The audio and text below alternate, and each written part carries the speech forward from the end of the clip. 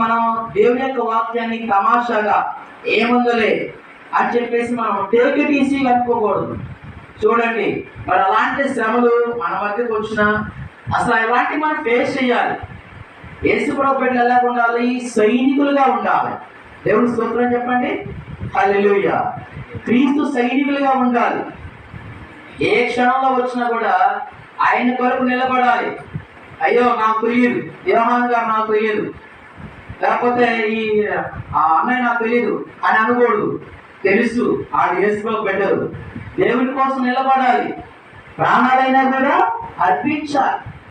చివరికి మనం హతసాక్షి అవడానికి కూడా మనము సిద్ధపడాలి. అలాగే ఉన్నప్పుడే మనము దేవునికి నమ్మకమైన బిడ్డలుగా ఉన్నప్పుడు క్రీస్తు సైనికులుగా మనము ఉండగలము. చూసారా? కాబట్టి ఆ ద్రాక్ష ఆ పొలం గురించి మన ఉపమానంలో మనం ఏం నేర్చుకుంటున్నామంటే, చివర వచ్చినటువంటి 1 గంట పనిచేసినటువంటి వాళ్ళు ఎంత నమ్మకమైన బిడ్డలుగా ఉన్నారు. 5 తలంతులు తీసుకున్నవాడు ఏం చేశాడు? 5 సంపాదించాడు. దేవుడు ఏమన్నాడు? బడా నమ్మకమైన మంచి దాసుగా, నీవు ఈ కొంచెం నమ్మకముగా ఉండేవి కనుక అనేక పట్టణాల అధికారివై ఉండమన్నాడు. చూడండి, 1 గంట పని చేశారు, చాలా నమ్మకంగా ఉన్నారు. దేవుని మీద ఆధారపడి దేవుని చూసే బిడ్డగా వాడు ఉన్నాడు. దేవుడు అభినందించాడు, వాళ్ళు అభినందించాడు, సమానమైన కూలి వాళ్ళకి ఇచ్చాడు.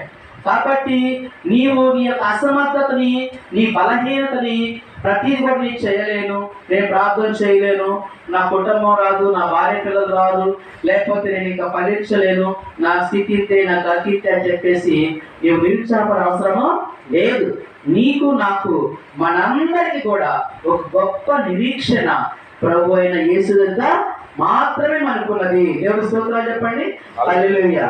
ఈ లోపల ఎవరి యొద్ద కూడా మనకి నిరీక్షణ లేదు, ఎవరి యొద్ద మనకు క్షమాపణ లేదు, ఎవరి యొద్ద కూడా మనకు క్షేమము లేదు.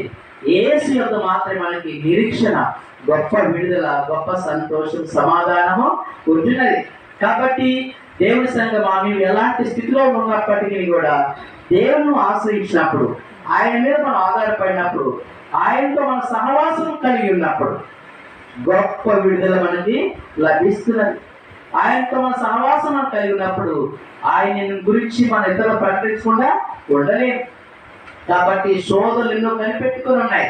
అయితే వీటన్నిటిలో కూడా మనము ఒక ధైర్యం కలిగి ఉండాలంటే, క్రీస్తు బిడ్డలుగా, క్రీస్తు సైనికులుగా, వెలుగు బిడ్డలాగా, ఫలించే ద్రాక్షవల్లిలాగా నీవు నేను మనందరం ఉండాలంటే మనకి ఏముండాలి? విశ్వాసం ఉండాలి. ఏముండాలి? విశ్వాసం ఉండాలి. నా ప్రభు నన్ను చూస్తున్నాడు, నా మాటలు, నా యొక్క నడక, నా ప్రవర్తన నన్ను గమనిస్తున్నాడు. కాబట్టి నేను ఆయనకు మాత్రమే భయపడతాను. ఈ లోపల నేను ఎవరికి భయపడను. ఈ శరీరాన్ని, దేహాన్ని, దేహంతో కూడా ఆత్మని రెండిటిని నరకంలో పడగలవాడెవడు? దేవుడు మాత్రమే. యేసు మాత్రమే భయపడాలి.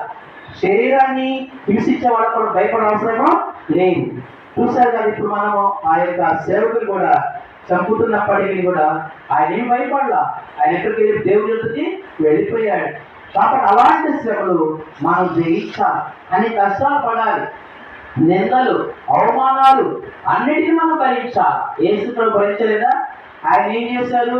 ఒకడేమో వెనక నుండి తొంతుంటే ముందుండి ఒకడు నవ్వుతున్నాడు. శిలువ యొక్క యేసయ్యని వెనక నుంచి ఒకడు తంటుంటే ముందుండి ఒకడు నవ్వుతున్నాడు. మరొకడేమో మొక్క మీద ఉమ్మేస్తున్నాడు.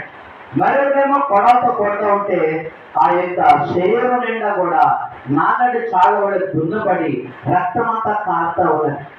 తల మీద ముళ్ళ తీర్థం పెట్టి రక్తం స్రవిస్తా ఉంటే ప్రభు అని ఏమైనా శపించాడా? ఏమని అన్నాడా ప్రభు? ఏమీ అనలేదు. ఒకడైతే అసలు చచ్చాడో లేదో చూస్తా అని ఒక బళ్ళం తీసుకొని వచ్చేసి ఆ ప్రభుని ప్రక్కలో బళ్ళుతో పొడిచాడు. చూడండి, ఎన్ని వాళ్ళు అవమానం చేసినప్పటికీ కూడా యేసయ్య ఏమన్నాడు? తండ్రి, వీరేమి చేస్తున్నారో వీరు ఎరగరు, వీరిని క్షమించు అని అన్నాడు. అలాంటి ప్రేమగా, జాలిగా దేవుని యందు మన విశ్వాసం ఉంచినట్లయితే మనకు ఒక గొప్ప నిరీక్షణ, మనకు ఒక గొప్ప విడుదల. నీకు ఎలాంటి శ్రమలు, ఎలాంటి ఇబ్బందులు ఉన్నప్పుడు కూడా నిన్ను కాచి కాపాడి నిన్ను రక్షిస్తాడు. కాబట్టి నీ కోసం నా కోసం ప్రాణం పెట్టిన యేసునందు మన విశ్వాసం ఉంచినట్లయితే మనము అబ్రహాము వలె ఆశీర్వదించబడతాం. ఆయనను మన విశ్వాసం వచ్చినప్పుడు మనము అబ్రహామును ఎలాగ దేవుడు ఆశీర్వదించాడో ఆయన మాటలకు మనం లోబడినప్పుడు ఆయన చిత్తం మనం చేసినప్పుడు మనం దీవెనకరంగా మార్చబడతాం. కాబట్టి చివరి గంట పనిచేసినటువంటి వాడు చూస్తారా ఎంతగా ఆ గంట సమయము దేవుడు మనకి ఇచ్చిన ఆయుష్కాలం తెలుసా?